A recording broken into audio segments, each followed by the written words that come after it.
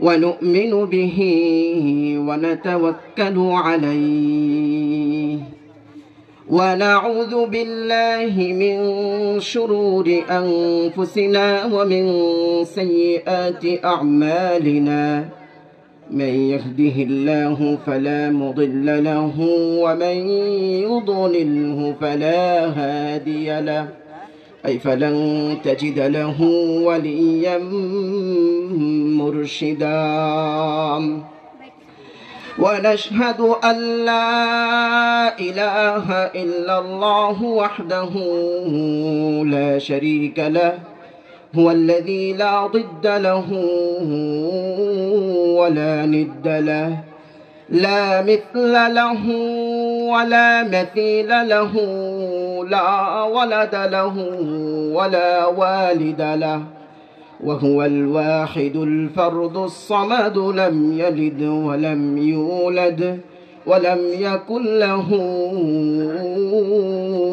كفوا أحد ونشهد أن سيدنا وسندنا وحبيبنا وحبيب ربنا وطبيبنا وطبيب أرواحنا مولانا محمدا عبد الله ورسوله أرسله بالحق بشيرا ونذيرا وداعيا إلى الله بإذنه وسراجا وقمرا منيرا أما بعد فقد قال الله سبحانه وتعالى في كلامه المجيد وفي فرقانه الحميد أعوذ بالله من الشيطان الرجيم بسم الله الرحمن الرحيم ولقد ذرأنا لجهنم كثيرا من الجن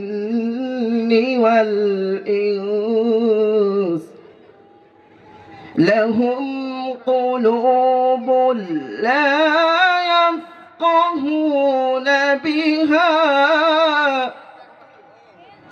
ولهم أعين لا يبصرون بها ولهم آذان لا يسمعون بها أولئك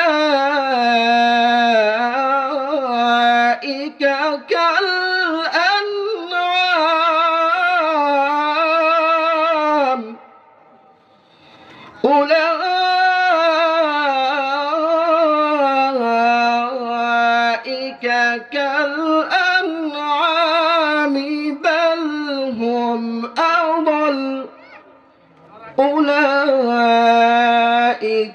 هم الغافلون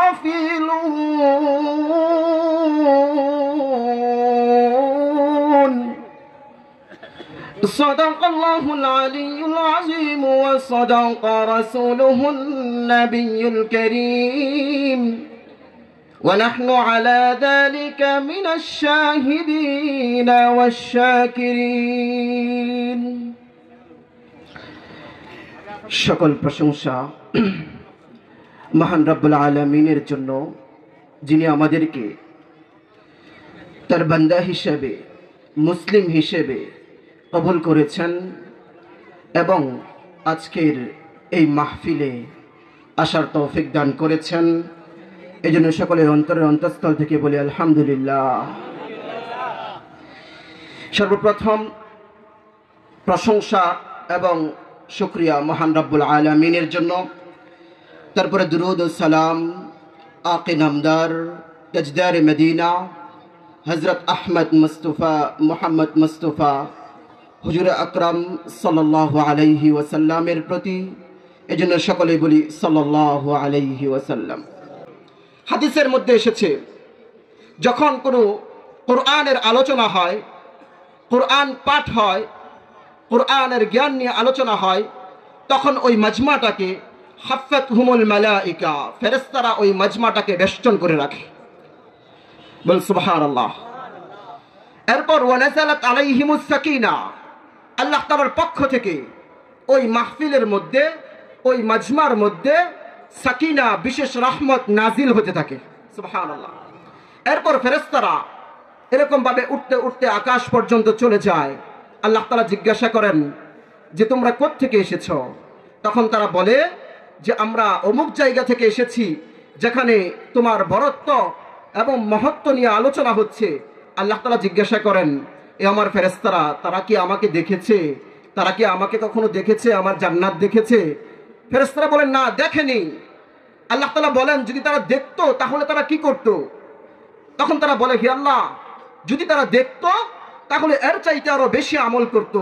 আল্লাহ তাআলার পক্ষ থেকে ঘোষণা আসে, ও আমার ফেরেশতারা, তোমরা ঘোষণা করে দাও যে কুমু মাগফুরান লাকুম, যে এই মাজমার মধ্যে যারা এসে উপস্থিত হয়েছিল, যারা এসে এই হাফলার মধ্যে বসেছিল, তারা যখন এই মাজমা থেকে উঠে যাবে, আমি তাদের সমস্ত গুনাহগুলোকে মাফ করে দিলাম।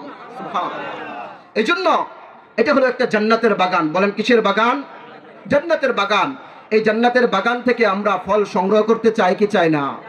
হ্যাঁ, এই জন্য যারা আমরা আশপাশে ঘোরাফেরা করছি, যারা আশপাশে আছি, তাদের প্রতি সবিনয় অনুরোধ জানাবো যে আপনারা সকলে এসে এই মাহফিলের মধ্যে এখানে এসে বসেন, আর আল্লাহ তাআলার পক্ষ থেকে বিশেষ রহমত নিয়ে, আল্লাহ তাআলার পক্ষ থেকে বিশেষ ক্ষমার ঘোষণা নিয়ে আপনারা এখান থেকে বাড়িতে ফিরে যাবেন।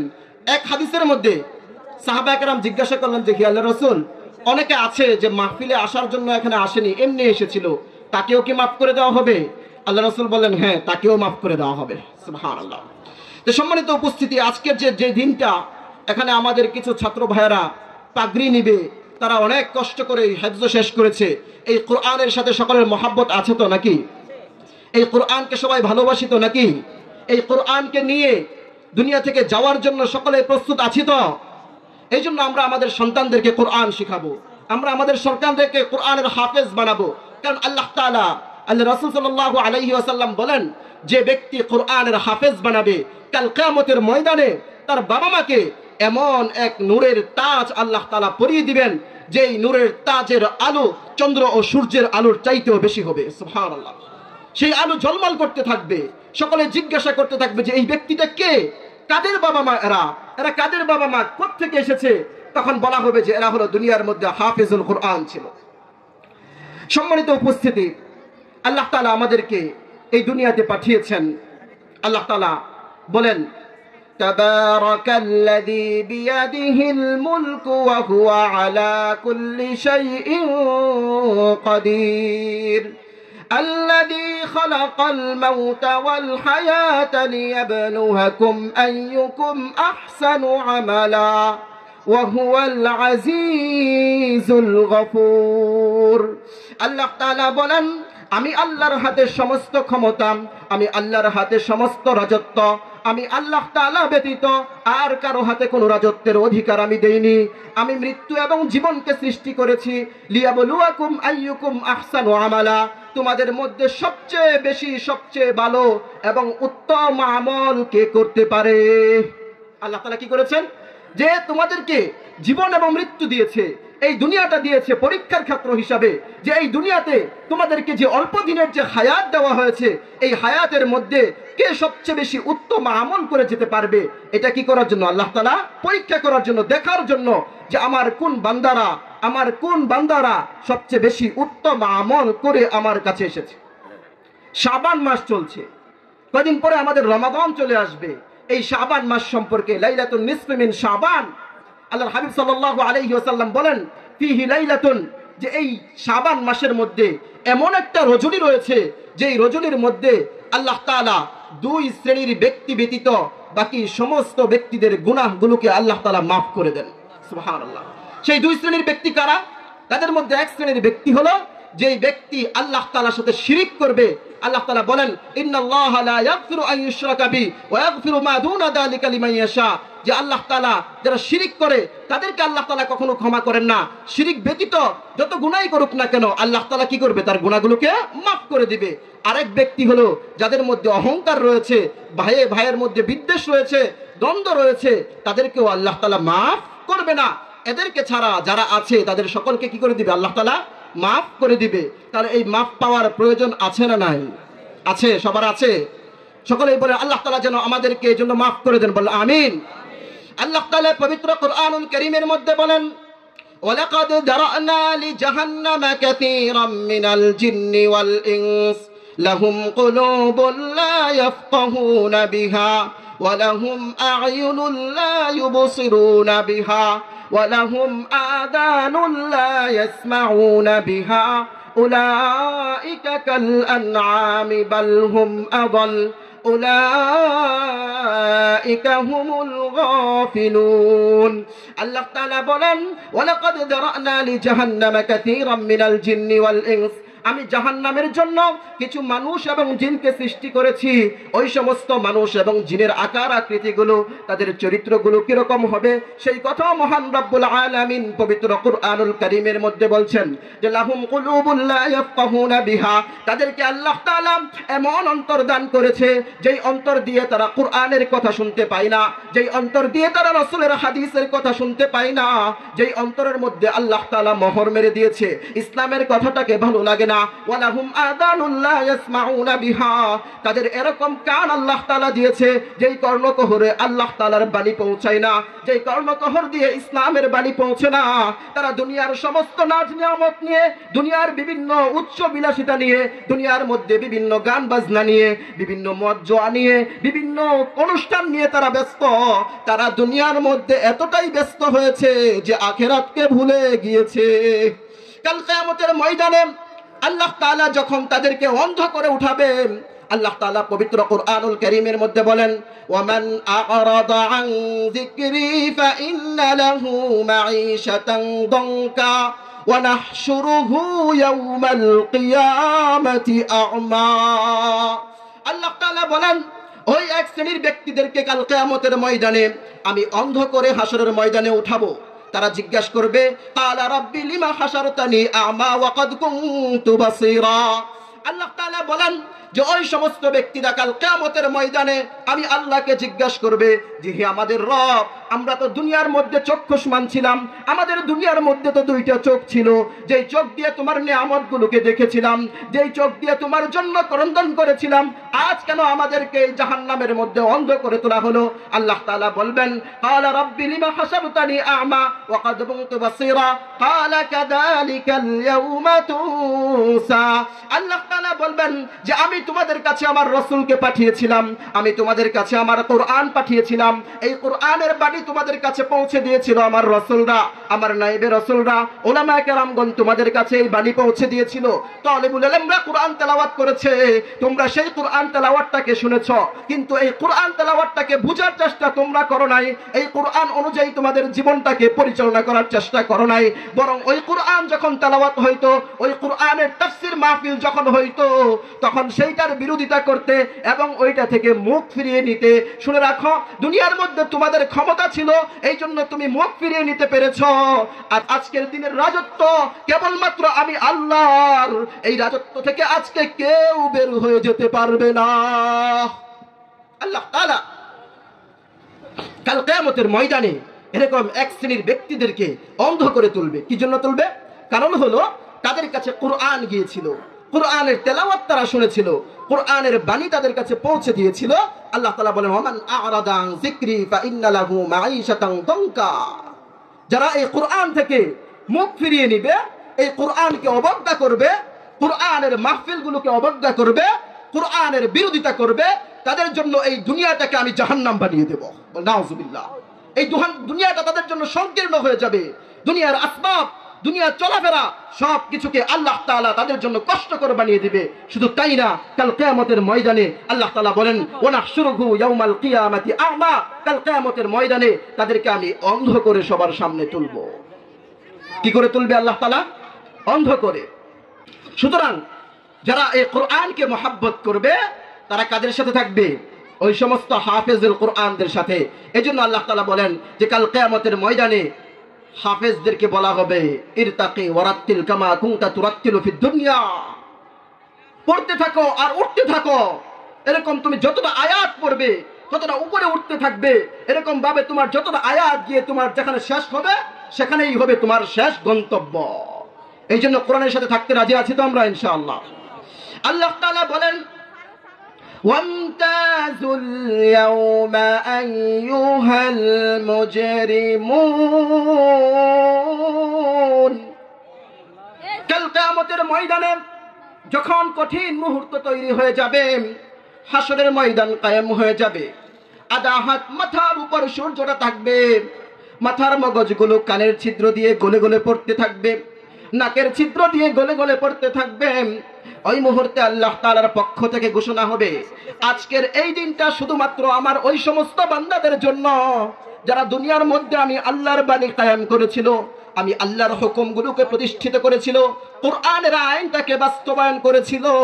সুতরাং যারা দুনিয়ার মধ্যে অপরাধ করেছিল, আমি আল্লাহ থেকে যারা মুখ ফিরিয়ে নিয়েছিল, আজকে ওই সমস্ত অপরাধীরা কোথায় তোমরা দাঁড়াও, তোমরা আজকে আলাদা হয়ে যাও। আল্লাহ তাআলা কি বলবেন যে ওই সমস্ত অপরাধীরা কোথায়? দুনিয়ার মধ্যে রাজত্ব দেখিয়েছ, দুনিয়ার মধ্যে বরত্ব দেখিয়েছ, দুনিয়ার মধ্যে বাহাদুরি করেছ, ফেরাউনের মতো বলেছ যে আমার মতো আর কেউ নেই, আনা রাব্বুকুমুল আ'লা, আমি হলাম তোমাদের সর্বপ্রথম সর্বপ্রভু, সবচেয়ে বড় প্রভু। আল্লাহ তাআলা বলবেন ওই সমস্ত জবাবীর, ওই সমস্ত অহংকারীরা কোথায়? ওই সমস্ত বরত্ব যারা করত তারা আজকে কোথায়? তোমরা আলাদা হয়ে যাও। কাল কিয়ামতের ময়দানে আল্লাহ তাআলা কি করবেন? তাদেরকে আলাদা করে দিবেন।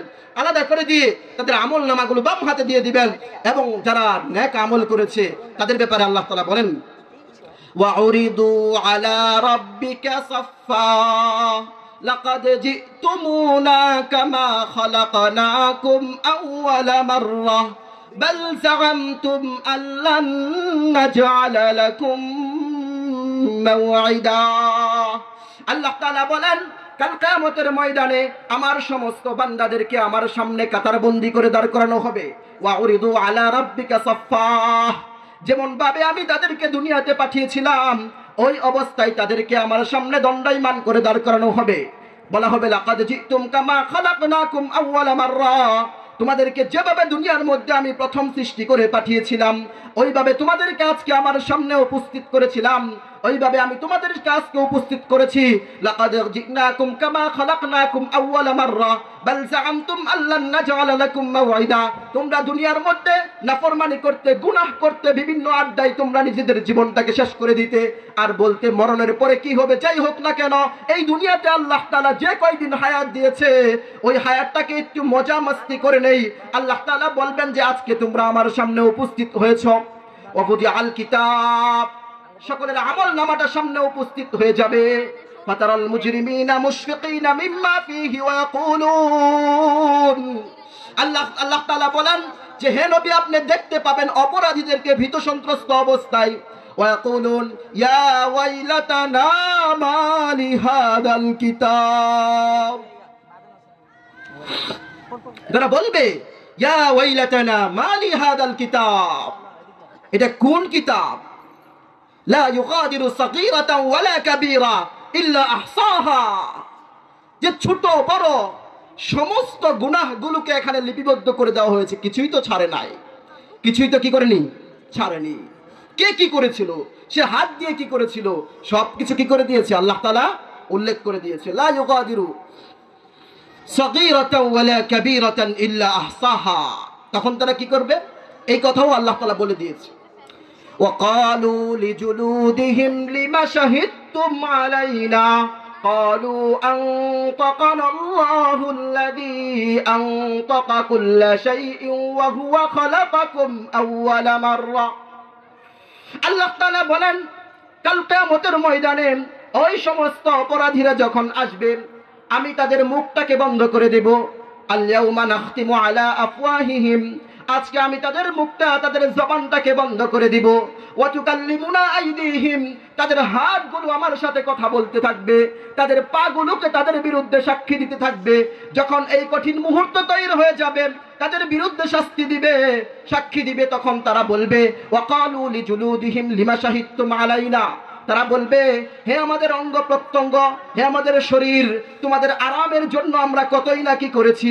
দুনিয়ার মধ্যে কোনো হালাল হারামকে বাছাই করি নাই, সুদের টাকা কোনটা কখনো নির্বাচন করি নাই, ঘুষের কথা চিন্তা করি নাই, মানুষের কাছ থেকে চাঁদাবাজি করে টাকা অর্জন করেছি সেটাও চিন্তা করি নাই, দুর্বল তাদের থেকে জোর করে টাকা উত্তোলন করে নিয়েছি, যেই সমস্ত অসহায় মানুষগুলো আছে তাদের উপর জুলুম করে আমার শরীরটাকে গঠন করার জন্য টাকা নিয়ে এসেছি। তোমার এই শরীরটাকে উন্নত থেকে উন্নত করার জন্য আমি তোমাদের জন্য সব করেছি। লিমা শাহিদতুম আলাইনা, আজকের এই দিনে তোমরা কেন আমাদের বিরুদ্ধে সাক্ষী দিলে? তখন চামড়া কি বলবে, তখন অঙ্গ প্রত্যঙ্গ কি করবে? শুনবেন, শুনবেননি?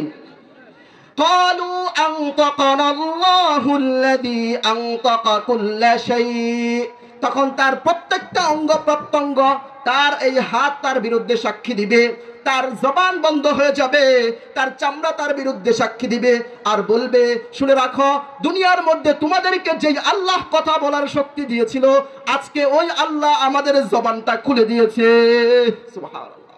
কি করবে? কোন অপরাধী বেঁচে যেতে পারবে? কেউ বেঁচে যেতে পারবে? আল্লাহর আদালতে সে ধরা খাবে। দুনিয়ার মধ্যে তার ক্ষমতা ছিল, যদি ওই ক্ষমতার অপব্যবহার করে কাল কিয়ামতের ময়দানে আল্লাহর সামনে সে ধরা খেয়ে যাবে। কি কঠিন মুহূর্ত হবে। কেউ কাউকে সাপোর্ট করবে না, কেউ কাউকে সাহায্য করবে না।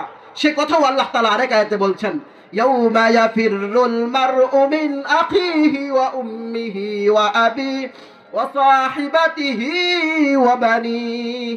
আল্লাহ তাআলা বলেন কাল কিয়ামতের ময়দানে ওই কঠিন মুহূর্তে বাবা তার সন্তানকে চিনবে না, স্বামী তার স্ত্রীকে চিনবে না। ইয়াউমা ইয়াফিরুল মারউ মিন আখিহি, ভাই তার ভাই থেকে পালায়ন করবে, ওয়া উম্মিহি ওয়া আবিহি, তার বাবা মার কাছ থেকে পালায়ন করবে, ওয়া সাহিবাতিহি ওয়া বানিহি, স্বামী তার স্ত্রীর কাছ থেকে পালায়ন করবে। সকলেই সকলের কাছে যাবে, কেউ কাউকে চিনবে না, যতই আবদার করবে কেউ কাউকে সাহায্য করবে না। ওই কঠিন মুহূর্তে যখন আধা হাত মাথার উপরে সূর্য থাকবে, ওই মাথার তো মগজগুলো গলে গলে পড়তে থাকবে, সমস্ত নবীরাও অস্থির হয়ে যাবে যে কখন হাসরের ময়দানটা কায়েম হয়ে যাবে, কখন বিচার ময়দান কায়েম হবে। সমস্ত নবীরা পেরেশান হয়ে যাবে। সমস্ত নবীরা সবাই মিলে হযরত আদম আলাইহিস সালাতু ওয়াস সালামের কাছে যাবে, গিয়ে বলবে হে আদম, আমাদের আদি পিতা, আমাদের মানুষের পিতা, সমস্ত মানব জাতির পিতা, আজকে এই কঠিন মুহূর্তে আমরা আর থাকতে পারছি না, এই কঠিন মুহূর্তে আর দাঁড়িয়ে থাকতে পারছি না, আপনি যদি একটু আপনার রবের কাছে সুপারিশ করেন তারা হয়ে যায়। হযরত আদম আলাইহিস সালাতু ওয়াস সালাম বলবেন না না, আজকের এই দিনটাতে আমি আদম তোমাদের জন্য সুপারিশ করতে পারবো না। আলাইকুম বিনূহিন আলাইহিস সালাতু ওয়াস সালাম, যাও যাও তোমরা নূহ আলাইহিস সালাতু ওয়াস সালামের কাছে চলে যাও, হয়তো তিনি তোমাদের জন্য সুপারিশ করতে পারবেন। হযরত নূহ আলাইহিস সালাতু ওয়াস সালামের কাছে যাবে, গিয়ে বলবে ও নূহ, আপনি যদি আজকে আমাদের জন্য একটু সুপারিশ করতেন তাহলে হয়তো আল্লাহ তাআলা বিচারের ময়দানটা কায়েম করে দিত। নূহ আলাইহিস সালাতু ওয়াস সালাম বলবে না, আজকের এই কঠিন মুহূর্তে আমার জন্য সুপারিশ করার কোনো সুযোগ নেই, কারণ আমি একটা ভুল করেছিলাম, আমি আমার সন্তানের জন্য আল্লাহ না করার পরেও আমি সুপারিশ করেছিলাম। আজকে আমি ভীত সন্ত্রস্ত হয়ে আছি, জানি না আমার রব যদি আমাকে জিজ্ঞাসা করে যে হে নূহ, আমি বারবার তোমার সন্তানের বিষয়ে না করেছি, তারপরেও কেন আমার কাছে সুপারিশ করলে, আমি আজকে জবাব দিতে পারবো না, আমিও পারবো না। তোমরা চলে যাও হযরত ইব্রাহিম আলাইহিস সালাতু ওয়াস সালামের কাছে।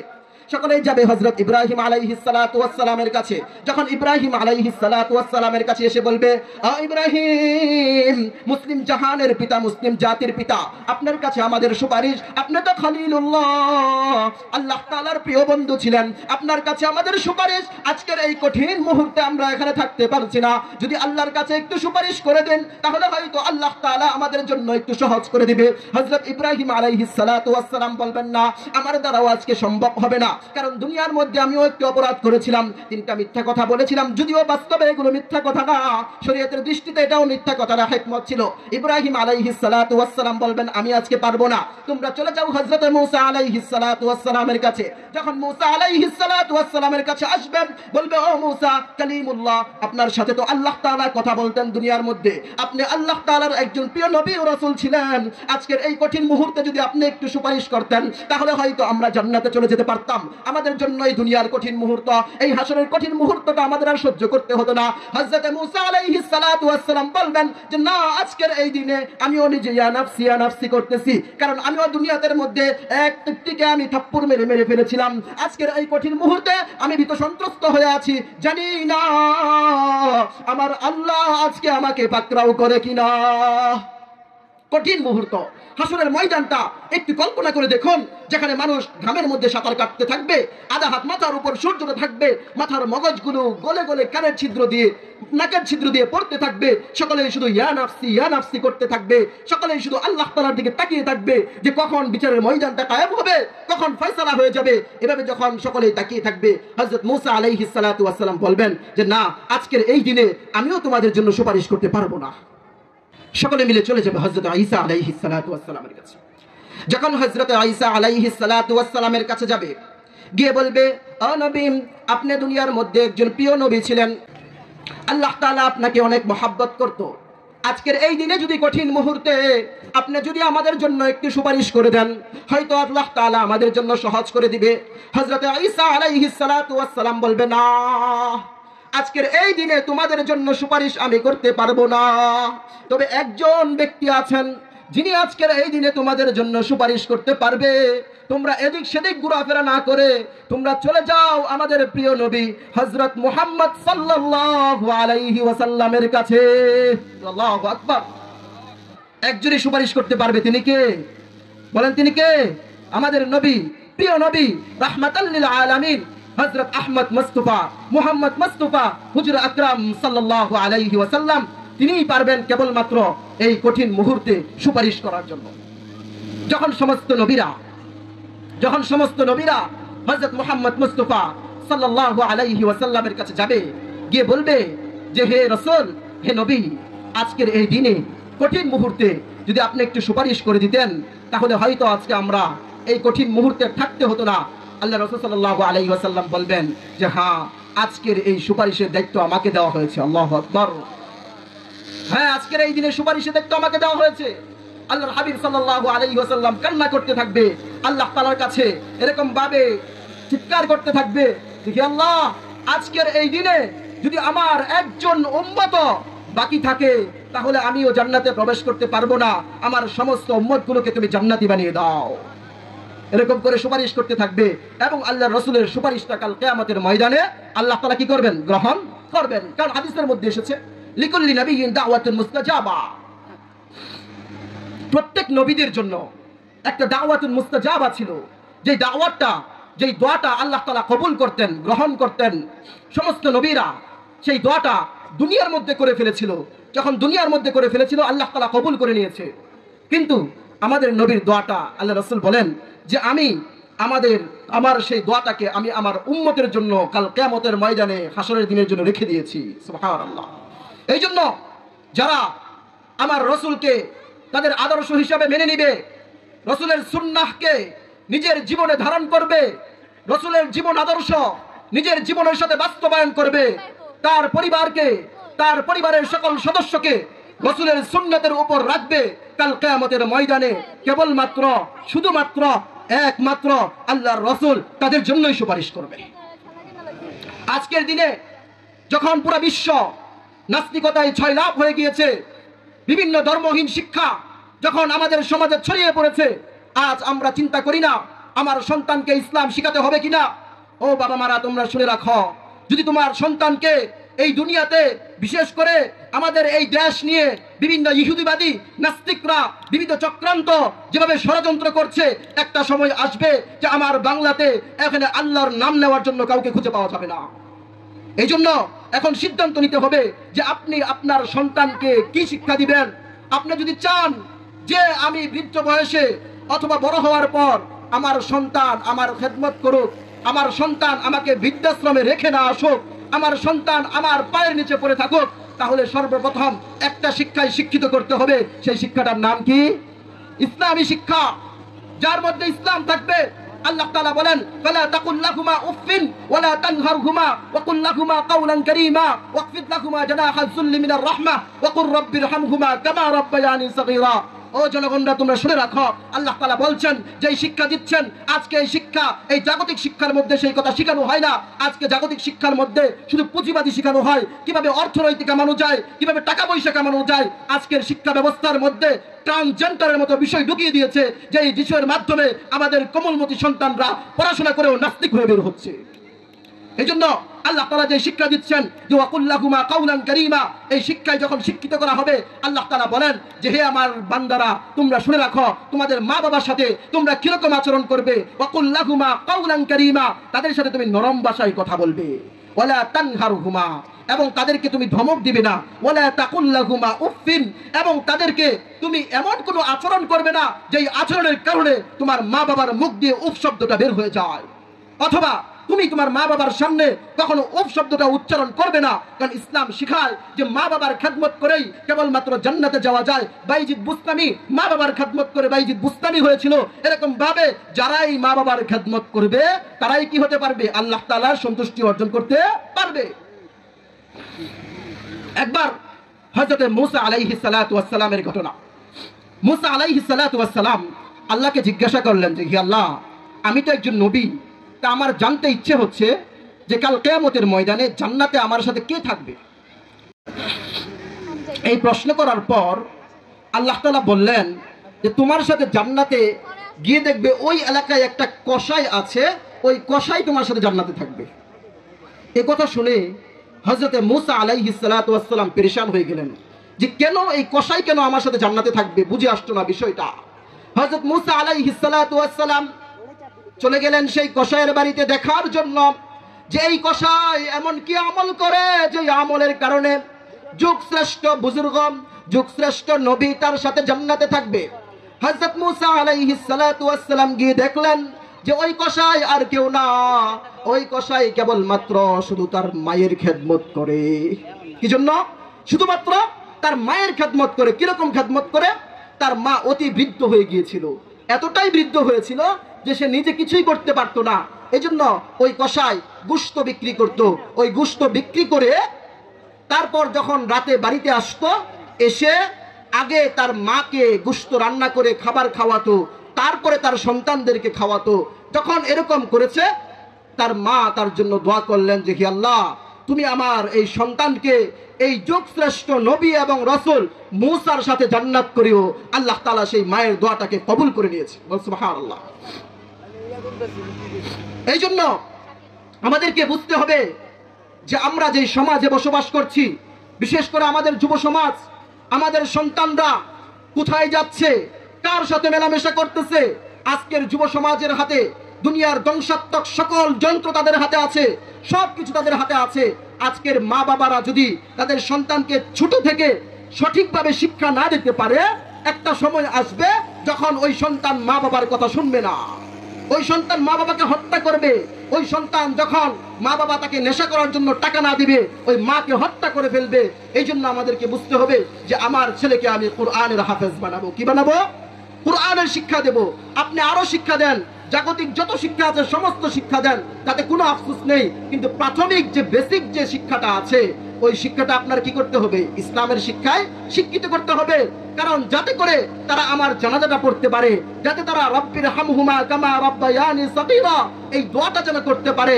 যদি আমি তাদেরকে এরকম করে না দিয়ে যাই, তাহলে দেখা যাবে যে আমি মারা যাব, মারা যাওয়ার পর ওই আরেক হুজুরকে নিয়ে আসবে দোয়া করার জন্য, মারা যাওয়ার পর জানাজা পড়ার জন্য আরেক হুজুরকে নিয়ে আসবে। হাদিসের মধ্যে এসেছে এই ব্যক্তি, যেই ব্যক্তি তার এমন সন্তান রেখে যাবে, যেই সন্তান তার মারা যাওয়ার পর দোয়া করবে, আল্লাহ তাআলা তার দোয়াটাকে কবুল করে নেবেন। এই জন্য আমরা আমাদের সকল সন্তানদেরকে ইসলামী শিক্ষায় শিক্ষিত করতে রাজি আছি তো ইনশাআল্লাহ? সকলে বলি ইনশাআল্লাহ। আমরা আমাদের সন্তানকে যতদিন আল্লাহ তাআলা হায়াত রেখেছে, যতদিন পর্যন্ত আল্লাহ তাআলা জীবন দিয়েছে, ততদিন পর্যন্ত আমাদের যতটা সন্তান আছে সমস্ত সন্তানকে, আমার ছেলে হোক, আমার মেয়ে হোক, তাদের সকলকে রাসূলের তালিম, রাসূলের শিখানো জ্ঞান, ওয়াহির জ্ঞান, সেই শিক্ষায় শিক্ষিত করে আমরা যাব তো ইনশাআল্লাহ। আল্লাহ তাআলা আমাদের সকলকে কবুল করুন, আমিন। ওয়া আখিরু দাওয়ানা আলহামদুলিল্লাহি রাব্বিল আলামিন।